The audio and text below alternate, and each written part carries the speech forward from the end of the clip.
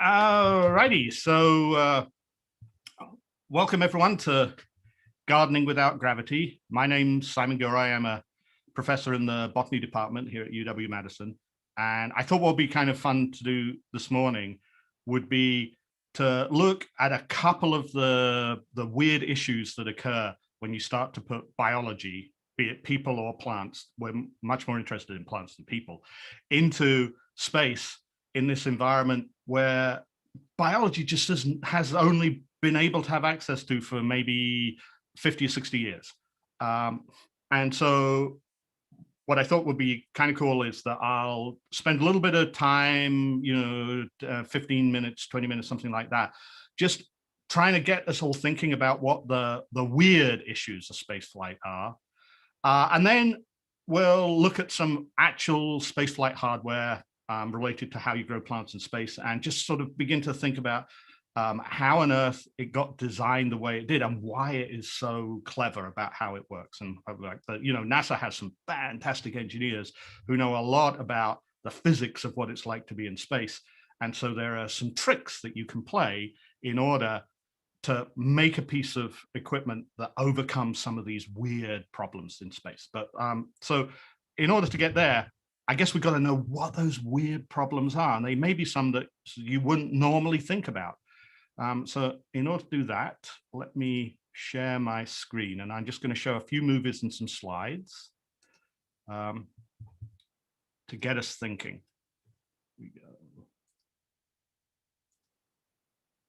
All right, so gardening without gravity. What are we talking about? Well, it turns out for us, this is a very, very opportune time to think about all of these sort of issues because we have a few spaceflight experiments which are actually going to go up this year. We're fantastically lucky that NASA and a group called the ISS National Lab are allowing us to put several experiments into space. And so we have flights going up on the Blue Origin New Shepard rocket, and we have a couple of opportunities to go up with a SpaceX rocket to the International Space Station. And the one we're super excited about at the moment is the one which is going to launch beginning of June. At the moment, probably June 3rd on SpaceX 22 from Kennedy Space Center, where we are going to be able to put cotton on the space station. And so that's an experiment called TikTok. And we're going to build up to thinking about that for the next few minutes. But more importantly, I should point out that in the live stream, there are a couple of people who are logged on there, Dr. Sarah Swanson and Dr. Arkadeepa Bakshi, Arco, and they are both they are space scientists. They are space biologists. They're they are our team for this cotton growing on the International Space Station. They know a tremendous amount about this area. And so if you have questions and you want to pop them into the chat, both Sarah and Arco are following the chat, and you can get immediate feedback from the people who really do the hands-on stuff. But also, if you have questions and want to save them up to the end, then that's great, however you want to do it. But just remember, there are a couple of people in the YouTube chat who they totally know all of this stuff and are fantastic resources. Right, so that's my pitch for to ask them questions. All right, so we're interested in growing plants in space for lots of different reasons, maybe to feed the astronauts, maybe also to understand how biology works in space, but also it turns out that plants are just nice, and it's really good psychologically to be able to grow plants and interact with them. And so that's a big deal as well. But plants and gravity are very, very closely linked. And so I just pulled these questions off these pictures off the internet. This is the Mojave Desert, and this is a guy standing underneath a tree. And you all feel that this picture is wrong. And the reason is that we know trees don't grow downwards, right? The roots grow down, shoots and branches grow up, and that is the way that plants were intended to work. And so this looks just so weird because the orientation of the plant relative to gravity is just wrong, right? It's upside down. And the reason that this has happened is because of the funky place this plant is living. But plants totally sense gravity, just like at the moment, you know, up from down, and that is, you've got these special sensors in your ears, and you're using your brain to process that information to know, oh, that is up and this is down.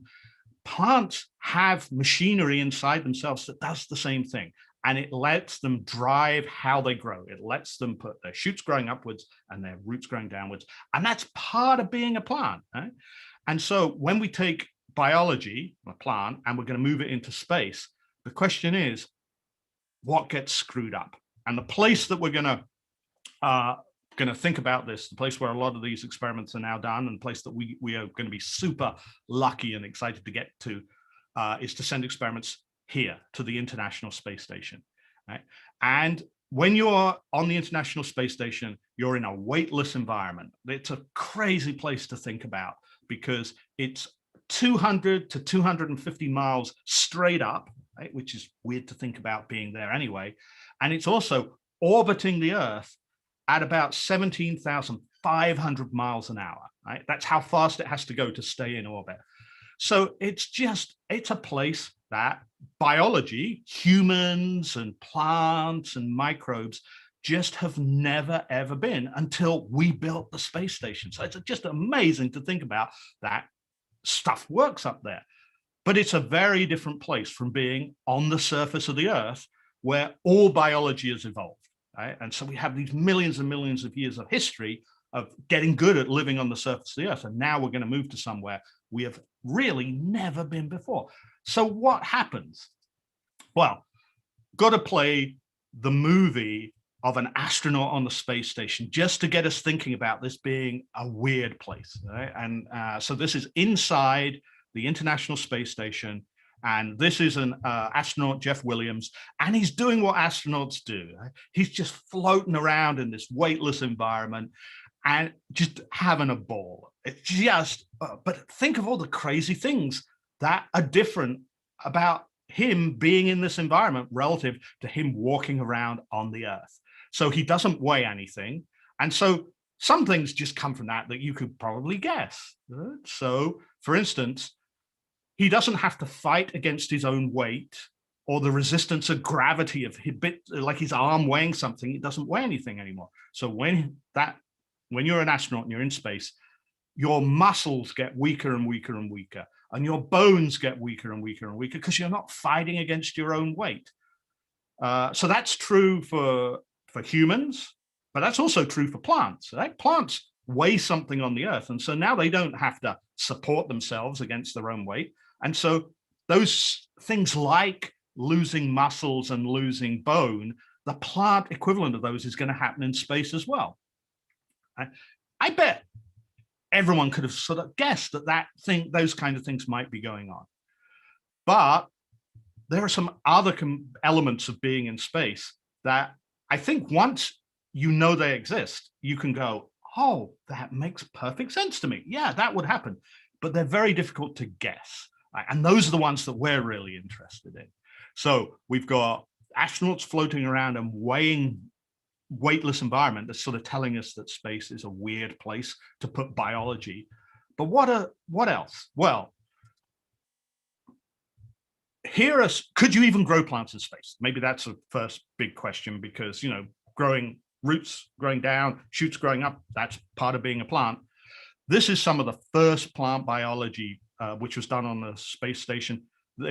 This is exactly what it looks like. It's a bunch of plants which have been grown in Ziploc bags, just like the ones that you could buy from the store. And they have been stuck on one of the portholes, one of the windows, to give them enough light. And this was just, this is really simple. This is not high-tech NASA science, but you can see there are plants growing there. And those plants grow pretty well. So here's a close-up of it. This was all done by an astronaut called Don Pettit. He grew these not as an experiment or anything like that, but just because he really liked plants and wanted to see how they work in space. So this is one of his plants. He made his own growth chamber, right? But the growth chamber is a Ziploc bag. He made his own compost by taking the fresh food that was sent up to him and putting it in bags and composting it and then growing the plants there.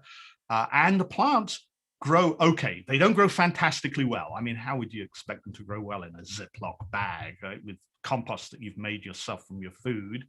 But they grow pretty well, and they even flowered.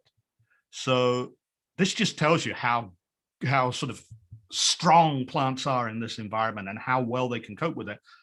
But we clearly don't want to grow them in Ziploc bags, right? We've got to have, there's going to be something much more elegant and high tech as a way of doing this now. But the important thing is Don Pettit's experiments from a couple of decades ago, they tell you that plants will grow in space. And the absolutely awesome thing is that Don Pettit brought these plants back down with him and he sent them to us. So we actually have these plants sitting in the botany department. They're all dried, of course, now, right? But they're sitting in the botany department at UW-Madison. So it's just like that piece of history is with us. That's awesome. But so we're not going to grow them in Ziploc bags duct taped to windows. So this is what the current state of the art for growing plants on the space station is. This is a piece of equipment called the Advanced Plant Habitat, right? Because we're talking about NASA stuff, everything is going to have like letter acronyms so this, we call this APH, the Advanced Plants Habitat, and it grows plants pretty well. It's a pretty high-tech box with lights in it. To give you an idea about what it looks like on the inside, this is looking into that inside of that chamber. So there are, at the top, there are LED lights that provide the lighting for the plants to grow. The size of the box, you can imagine it about 2 feet by 2 feet by 2 feet. That's the volume in there. And it's pretty high tech. It's a NASA-y thing. So it's got lots of sensors to monitor things, to monitor the air, the gases, temperature, like all the things that you would imagine. It's got cameras to watch plants grow. And it is up on the International Space Station at the moment, and it's being used to grow plants. So this is a movie, and this is from just a couple of months ago, and this is radishes growing inside that advanced plant habitat on the space station. And it's time lapse, so we're going to watch it over the course of several weeks. And what we're doing here is you're looking down from a camera at the top, underneath where those LED lights are, looking down on where the plants are going to grow. And it looks a bit weird, doesn't look like pots or anything like that at the moment, but you can see these round sort of pillowy things with a cross in them. We're going to come back to those in a minute, but each one of those is where a single seed is planted in a very special sort of tray that sits in the bottom. And this is what it looks like when you start growing radishes on the space station. So remember, these are growing 200 miles above our heads, orbiting at 17,500 miles an hour. And they grow okay. Maybe that's a great way to say it. But this is looking at the radish at the bottom, and you see it's made that radishy bulb. You can totally eat these. These are good. But things are a little bit different from how you would think of growing them on the surface of the earth. So for instance, you can see down the bottom, there's like a fabric-y sort of thing that the plant has grown up through. It's not growing out of soil. And that gets us to begin to think about what are these weird other things that happen in space that make it harder to grow plants. And just to give you an idea that they are important, here's the last picture of these radishes that have grown out. They were harvested, totally edible, like this is all good. But if you're a gardener and you look at this, you go, oh, those plants look okay, but they don't look great, right? And they're in a super high-tech environment, which is very highly controlled, but they still don't look great. And you look at them, and if you look at the edges of some of the leaves, they look a little bit like white and burnt and crinkly. And there are some big plants in there and some small plants in there. And there's something not quite right, but they're grown, they're great. I mean, this is amazing to think, grown on the space station. Yeah. But there obviously is something a little bit more complicated going on. So what I want to do is just take a couple of the biggies, a couple of these weird things that happen when you're in space that make growing plants complicated. And it's all related to the physics of not having gravity. All right. So the first one, which is a huge issue if you're growing plants, if you don't water your plants, they will not grow. But watering plants in space, actually, turns out if we were going to list the problems and what is difficult to do in space and get number one, watering the plants is number one, which sounds crazy because how it's not that hard, right? You just take your watering can, tip it on its side, the water comes out and waters the plants. But remember, we're in space where there is no gravity. And the reason that water falls out of your watering can when you tip it on its side, or the reason that if I take this mug of coffee and I drink from it, the reason the liquid is flowing out of the coffee cup is because gravity is pulling it, and we don't have that anymore. Water is crazy when you go into space. So here is an astronaut. This is Chris Hadfield. He's on the International Space Station. And all he's done is taken a washcloth and just saturated it with water. It's so full of water. You can see it's all shiny. And he's going to do something so simple. He's just going to take it and he's going to wring it out. And remember, on Earth, what would happen is he would wring it out and the water would fall out of it onto his feet. But what happens when you're in space? Start wringing it out. It's really wet.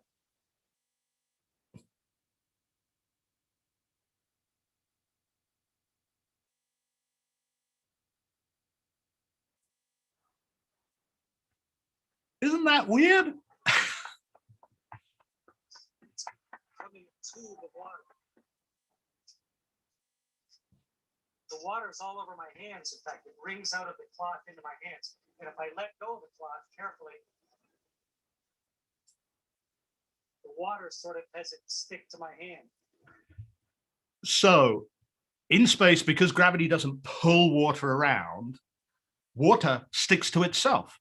And so it just sticks to things.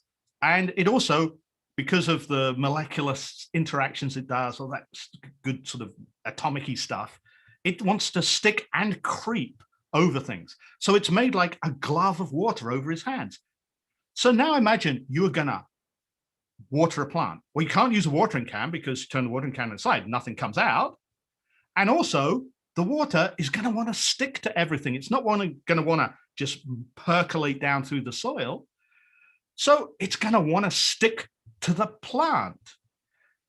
There's other weird things. Like once you start knowing that water is going to move in weird ways, other bizarre things are going to start happening to when you try and water your plant. And so here's another one. This is a bubble of water floating in midair in space, right? Because we're on the space station. So the water is stuck to itself and made a bubble. And well, the astronaut here, again, this is astronaut Don Pettit. He has an Alka-Seltzer, you know, one of these tablets that dissolves in water and fizzes away, right? And he is literally just going to touch it to the side of the bubble of water. And so the thing to do, just watch what happens to both the tablet, like what the water does immediately to the tablet, and then to the bubbles. Right? So he touches it, and you see the water reaches out and grabs it and pulls it in because the water is sticking to the tablet and pulling it into itself. And now look at the bubbles. The bubbles don't rise up because remember, there is no up or down. There's no gravity. So it makes this foam of bubbles inside the water. And that foamy stuff will never go away, right? It doesn't rise to the top and pop because there is no top.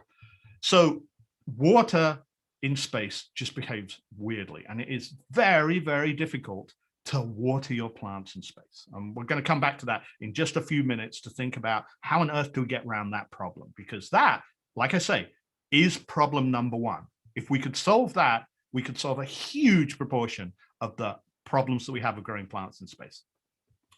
But there's more. There's one other thing which makes how plants operate in space kind of complicated and weird to think about. And that is, one, that gases move in different ways in space. And this one's a little bit more physicsy related, but it's still a pretty simple idea.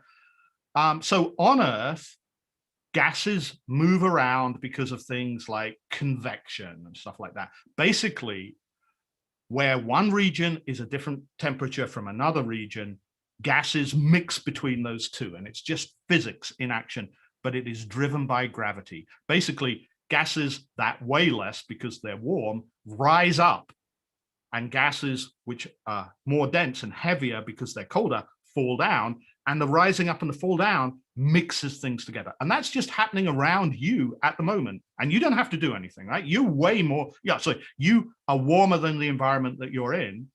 And so the gases around you are just being mixed up by those temperature gradients. But it's driven by gravity. It's driven by the differences in weight between the different gases. So that is not going to occur in space. And you go like, oh, that sounds a bit like weird, like theoretical physicsy stuff. How does that make biology complicated? Well, that mixing of gases is just how we grew up. It's how biology works. It's always been there because there's always been temperature differences on the Earth. So what happens when you get rid of that? Well, here's a great example, right? What does a candle flame look like in space? Right? Because the shape of a candle flame is driven by that mixing of gases and the convection and the temperature and all that stuff interacting with gravity, right? So the shape of a candle flame on Earth, or shape of a flame on Earth, is actually driven by gravity, which is one of those things where you're like, oh, I would never have thought that. Yeah, well, okay, if that's true, what does it look like in space? And so this is an experiment where we have a droplet of fuel and the researchers are lighting it literally inside the space station. I mean, there's lots of safety stuff, right? But this is a flame glowing in space. And it is crazy because it forms a ball, right? And then it does really complicated things. So it's going to do a thing in a minute called the jellyfish. Here's the jellyfish, right? That's the jellyfish part of it. And then it's going to go, and it's getting smaller, smaller, smaller, smaller, smaller, smaller,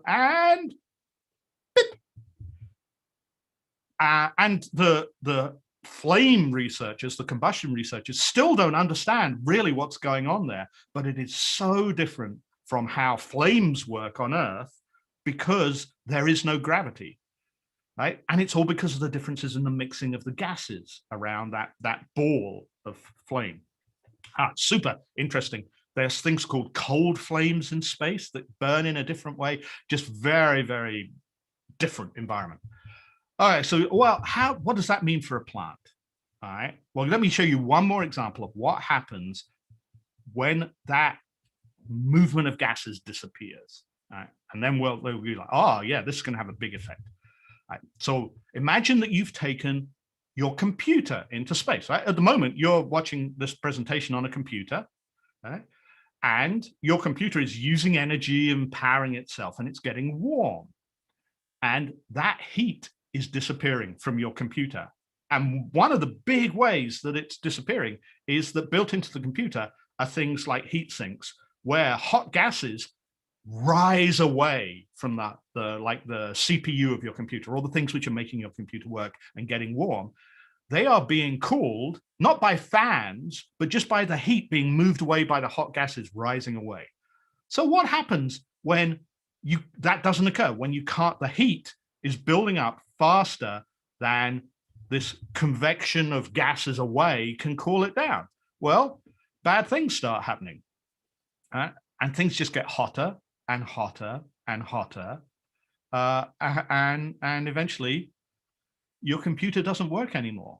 So imagine taking just your laptop that you have at the moment, or your desktop computer, or your phone, and going to space with it and switching it on.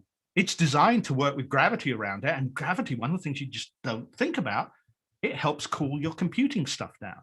And now you go into space and that's not going to work. And it's going to get hotter and hotter and hotter. And eventually, if you haven't thought this through, you're going to have a toasted computer. But you also can know that this video, let me play it again, is not in space. I just pulled this off the internet from some crazy people who blow up their computers, because the flames look like real flames and the smoke is flowing away. It's got gravity in there, right? But it just gives you a really good idea about that. Once you remove gravity, things that you don't know you're relying on are gonna disappear. All right, so let's get back to plants, because that's the what I want to talk about. So what happens when you don't get this gas mixing around plants? Well, remember, plants do photosynthesis. They take up carbon dioxide from the air and turn it into more stuff, sugars and things that are your foods. So that's going to be all disrupted because the gases are moving in a different way. But this heat thing also turns out to be a big deal. So if you have a leaf on Earth and it's absorbing the energy of sunlight, some of that energy heats up the leaf.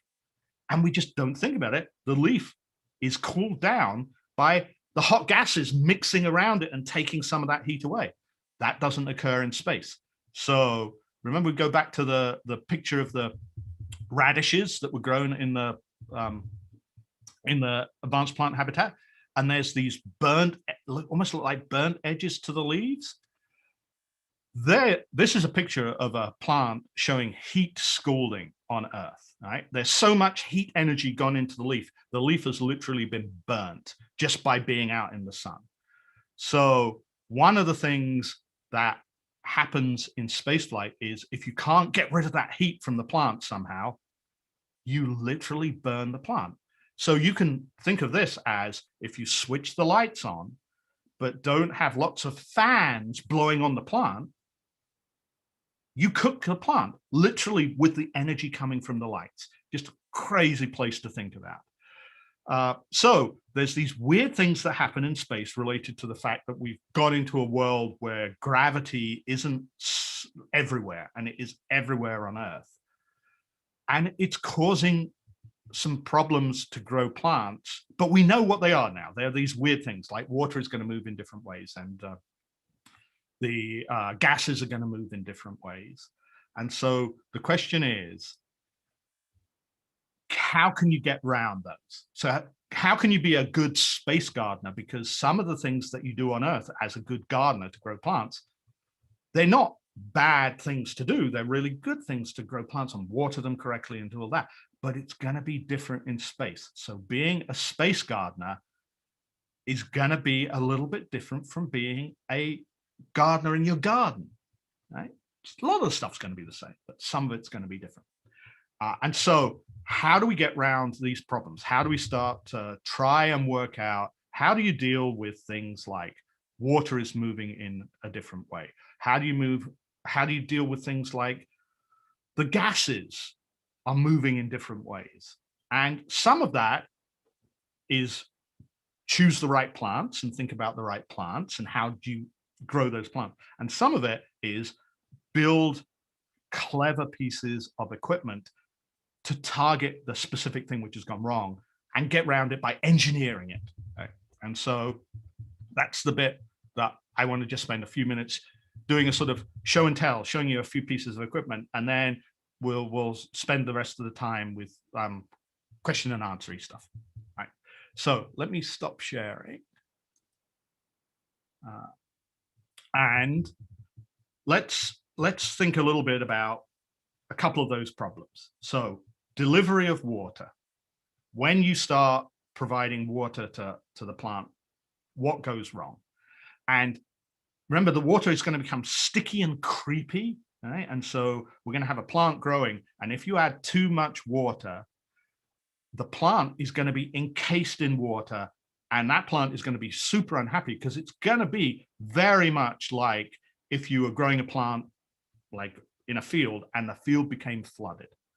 And plants can survive that for a short period of time. But eventually, you know, if you put a plant underwater, that plant is like, if you put people underwater, we don't survive forever. If you put plants underwater, they don't survive forever. Right? So that is the tricky bit.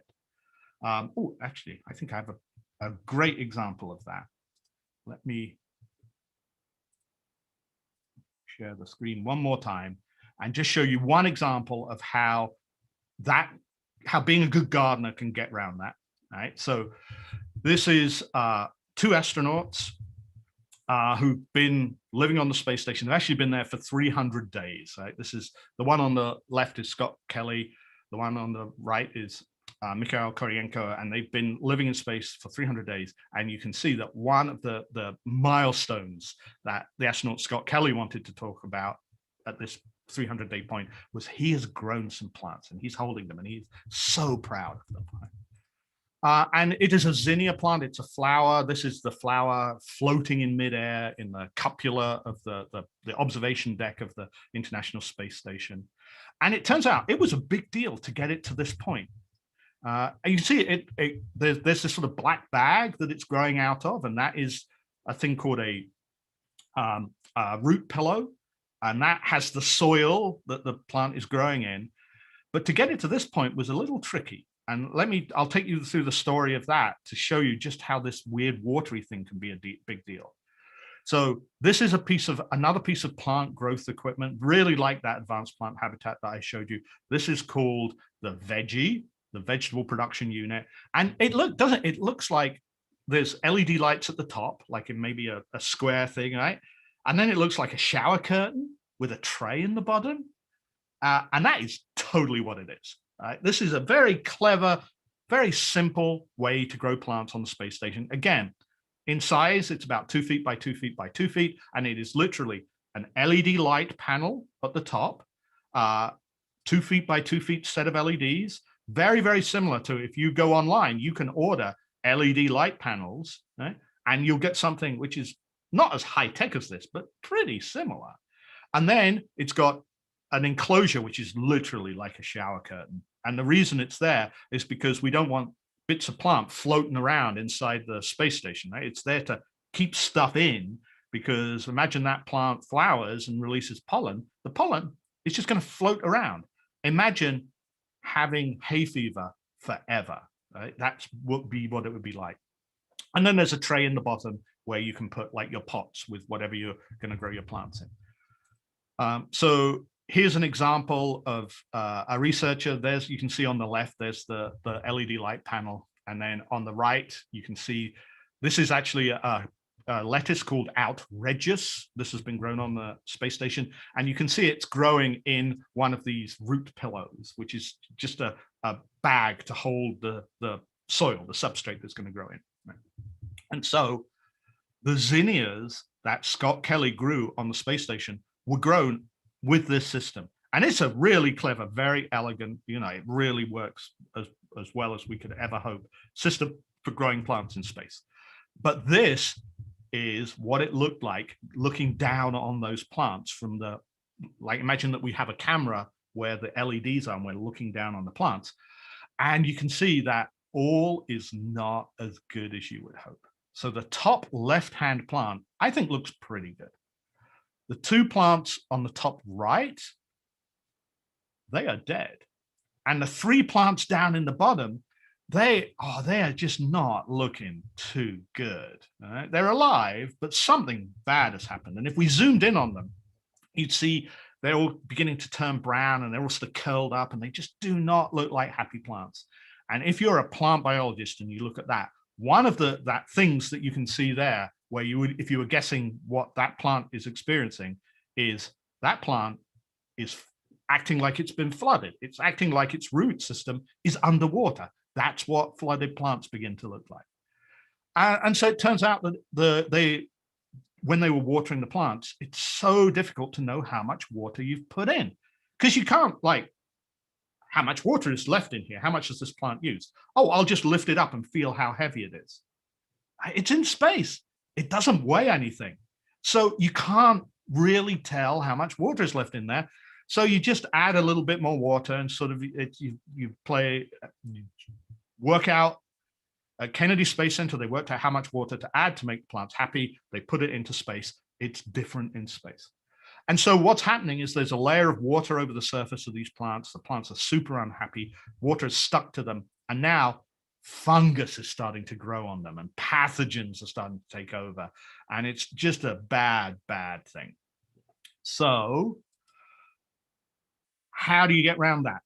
Well, if you are a good gardener, like astronaut Scott Kelly, what this is a picture of him doing is taking a sanitary wipe, like you might sanitize your hands with, like an alcohol wipe, and wiping the fungus off each individual leaf of every single plant. And he literally just went, can I look after these plants? And the people at NASA go like, please do.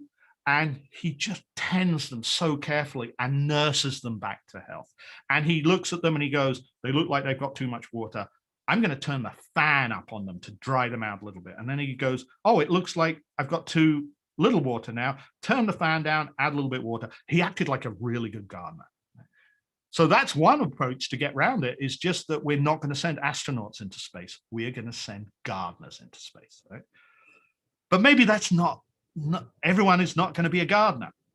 So we got to have ways to get around this at the level of building equipment that solves these problems, right? Oh, this is just so, eventually Scott Kelly, like astronauts are normal, real people, right? And so what does Scott Kelly do with the flowers that he grows?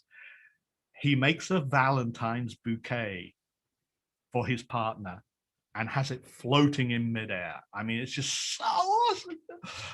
All right, so we're gonna build equipment to try and get around some of these problems. And so there are just two pieces of equipment that I want to that we can sort of, maybe we can chat about, and you can, if you have questions about them. One of them is actually made by Tupperware. Yes, Tupperware, like the I'm saving my food and putting it in the fridge Tupperware. They do a lot of other stuff. And one of the things that they do is they've partnered with NASA to build the plastics that make growth chambers. And this, right, we're going to talk NASA-y, we have to sound high tech, right? So this is going to be called PONS, the Passive Orbital Nutrient Delivery System. It's a Tupperware, really clever high tech pot. And let me stop sharing. All right. I have one sitting here. So, yeah, there we go. So this is actually a PONS system that could go into space. And it's been built by Tupperware. And if I take it to bits, you're going to see it's clever because it's very simple. And what we want for spaceflight stuff is we don't want lots of moving parts. We don't want lots of pumps and things like that to go wrong. We want something that an engineer has designed, and it's just going to be very, very simple way of delivering water. And so that's what this pond system was designed to do. So if I sort of take it to bits and get down to really what it is. So this is the bottom of the ponds unit. There we go, you can see it now. And it's basically a box, right? It's a watertight box. It's got imports and outports, and it's a little bit clever inside, but it's really just a box. And that we are going to fill up with water. And then what clips into that is this bit, which if you look at it, that is a pot. It's got holes in it because it's going to connect with the water. But basically, we're going to fill this pot up with soil, clip it in place, and then the water in the bottom, the water in the bottom of the ponds unit is going to be in contact with the soil, and by wicking action, by the soil drawing the water out of the reservoir in the bottom, it's going to deliver water to the plant. But it's going to deliver it in such a controlled, localized way that the plant which is growing in this pot is not just going to be submerged by the huge amount of water in the bottom. Right? It's really clever. It's flown to the space station a couple of times, but it's a classic piece of engineering. It doesn't quite work as well as we'd like it to, and so now it's being tweaked to get it a bit better. And some of the tweaking is just, oh, yeah, like I wonder why we didn't do that to start with.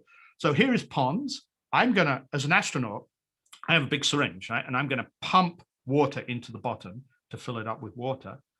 But we get to that question again. How do I know how much water is in here? I can't pick it up and weigh it because I'm in space. So this is ponds version 1. Ponds version 2, clear. You can just look at it and go like, oh, it's only half full of water. I should add some more water. It's like so simple, but makes so much difference because it's a really clever like engineering solution. So that's one of the space flighty things. And then the other one is the one that we're actually going to use. Yeah, here we go. To grow our cotton in. And this is a growth. No, let me switch the.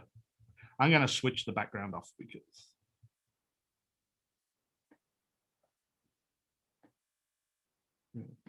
There we go. All right. So now we can see it. So this is a chamber called a TVC, a target veggie chamber. And this is what we're going to grow the cotton in on the space station.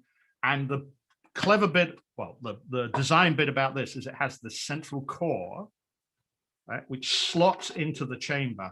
But if you look in the end of the core, right, it's got a hollow center, and then it's got like edges to it. So if I pull this out, you can see that it's hollow down the middle and it fits in, and the bits around the edges we can fill up with the soil, the growth medium that the plants are going to grow in, but keep the middle open. And what that is to get around the problem of the difficulty of providing gases in space. Right? Remember that gases don't move normally in space, but we've got this big hole down the middle of this chamber to let gases move around a little bit better. And so what that does is it lets the roots, which are growing down this surface here, have access behind them to a lot of gases. And running out of gases is a big, big deal for growing plants in space. So those are just two sort of ways of thinking about engineering ways to deal with some of these problems. But we have a few more minutes. Let's see if people have questions.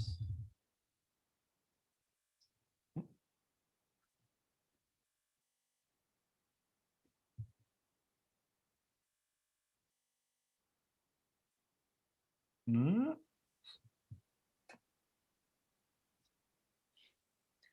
Simon, there were a few questions in chat, but we answered them. Oh, well, that's why you were here. There is another question that Yep. just arrived. Actually, it's more of a comment. Whoa, these are the same clear plastic boxes that we used in the 1980s for transgenic plant tissue culture. We would have agar media in the bottom. So they are absolutely the same chambers, the magenta plant growth chambers. And here is a secret about hardware for spaceflight.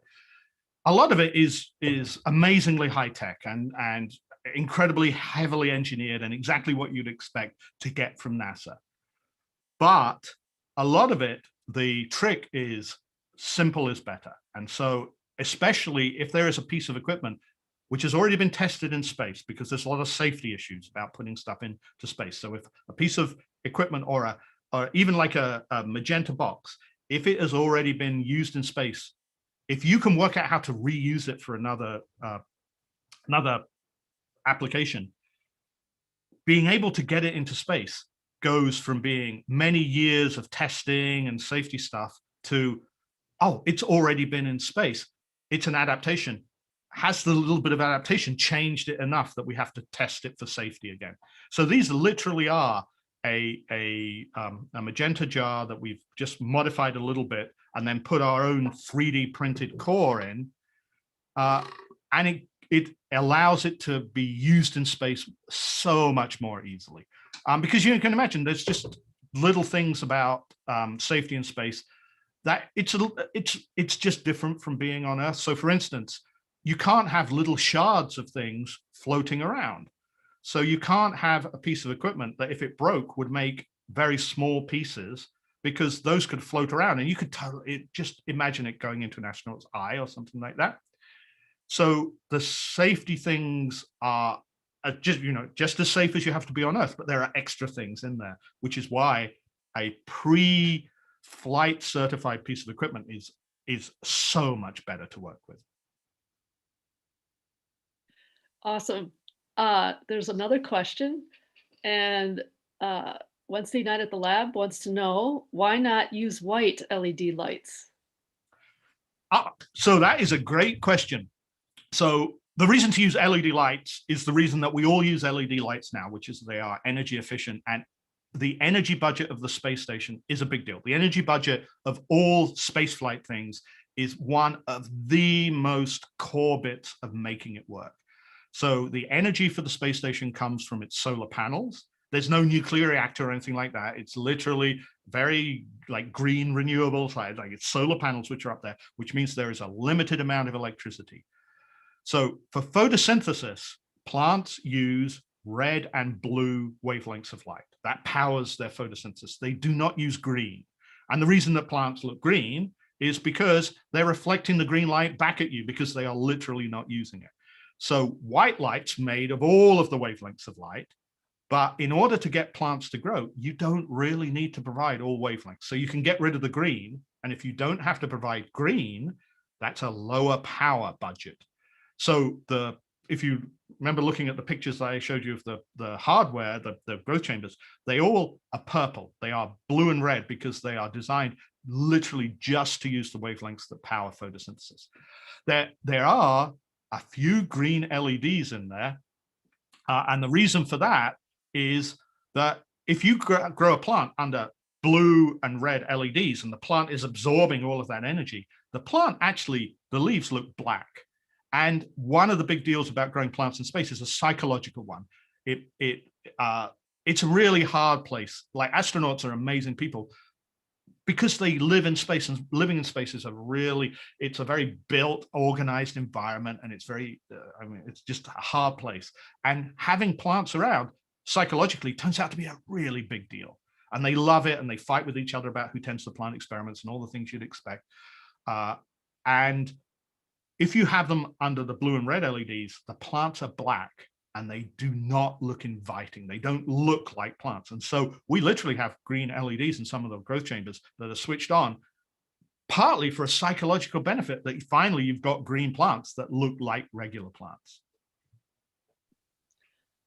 Excellent. So Stuff I Like has a question. How do roots grow down in that root chamber you just showed if there's no gravity to pull them down? So that is a fantastic question. They don't. So this is when we do our experiments, we're interested in understanding what happens in space. And so the comparison we do is plants grown in an environmental chamber that sort of mimics the space station on Earth with gravity versus plants growing in space. So the root chamber, the roots on Earth will grow down exactly like you're expecting them to. In space, they grow in a much more randomized fashion. So it is at the moment, because we have never grown, these chambers, these are designed for cotton. And we have never grown, no one has ever grown a cotton seedling in space. So at the moment, we don't know what's going to happen with the roots when we grow them up there. But we're kind of expecting that they're going to sort of sit in the upper part of this chamber and maybe grow randomly backwards and forwards. But it could also be, because we have lights on the top of the chamber to grow the plant, that the roots may monitor the direction of light, and they may just grow down, but not because of gravity, but because they're growing basically away from the light. But, you know, we got to wait till June to find out what's going to happen. And it looks like the last question is also from Stuff I Like. They're curious about how access to gases might be hindered. And I think that was in reference to the hardware. So if we imagine this, take out the middle bit. Right? One way that you could imagine growing plants in here would be literally to just fill it up with some sort of medium, like soil or some growth gel, which is what we would use. But then you've got this very tall amount of media. And so if you've got plant roots growing down through it, they're going to start using up the gases which are available. Right? So plant roots, they respire, they use up oxygen just like we do. So roots growing down in this big block of media are going to start drawing away the oxygen which is in the soil. On Earth, that oxygen gets resupplied by convective mixing, this thermally temperature-driven mixing of gases. Right? That goes through the soil and it just happens. in space, that doesn't happen. So if a root grows down, it's going to use up the oxygen around it. And then the only way that you get more oxygen to that root is by diffusion. And diffusion is a fantastically slow process. Like at the scales we're talking about days for the oxygen to get down to the roots by that process. And that's the only way to get it into this system. So the more that the movement of gases is sort of trapped, the slower all of that's going to be. So if you have a big hollow core, you at least have a big column of gases that have the potential to mix by other mechanisms. And there's a big volume of gas that the plant can draw on before it gets rid of all of its oxygen. So that is the theory behind the hollow core of the TBC. But again, we have to wait till June to know how well it works. That's awesome, Simon. Thanks so much for sharing. And I think that wraps up the questions. Oh, excellent. Well, thanks everyone for spending your Saturday morning with us. And I think Sarah posted the Facebook page in the chat. If you want to know more about it, like I say, we're going to be launching in June. And so that's always a huge amount of fun to just see what happens. So thank you, everyone.